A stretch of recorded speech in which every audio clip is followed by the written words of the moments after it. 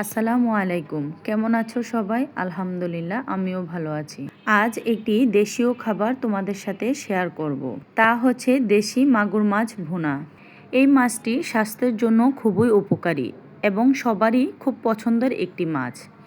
এখন আমি একটি পাত্রে মাছগুলোকে হলুদ, মরিচ এবং লবণের সাহায্যে হাতে ভালোভাবে মেখে নেব।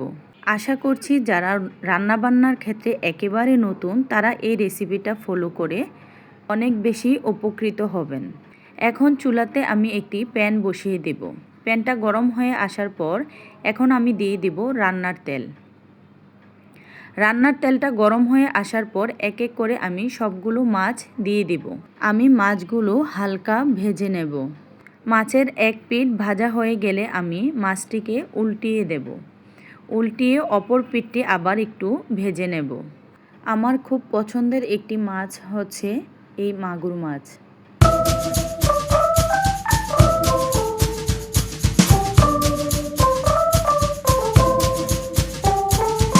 এই তো ফিরে আসলাম 15 মিনিট পর। এখন আমার মাছগুলো হালকা ভেজে নেওয়া হয়ে গেছে। এখন আমি একটি পাত্রে এক এক করে তুলে নেব। মাছটা তুলে নেওয়ার পর ওই একই তেলে আমি দিয়ে দেব পেঁয়াজ কুচি।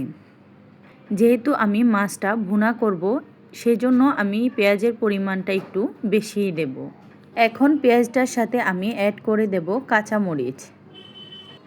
এখন আমি পেঁয়াজ কাঁচামরিচটাকে হালকা বাদামি রঙের করে ভেজে নেব।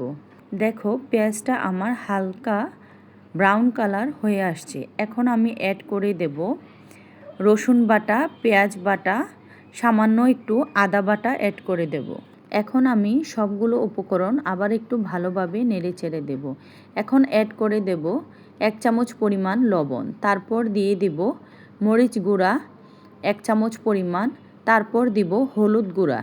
তারপর দিব জিরা গুঁড়া। এখন আমি অ্যাড করব ধনিয়ার গুঁড়া। সবগুলো উপকরণ আমি আবার ভালোভাবে ভেজে নেব। এখন আমি সবগুলো মশলা ভালোভাবে কষিয়ে নেব। এভাবে 3 মিনিট কষিয়ে নেওয়ার পর এখন অ্যাড করে দেব গরম পানি। পানি অ্যাড করার পর 2 মিনিট আমি বলক নিয়ে আসব। এখন আমি মাছগুলো দিয়ে দেব। মাছগুলো দেওয়ার পর আমি হালকাভাবে আবার নেড়েচেড়ে দেব।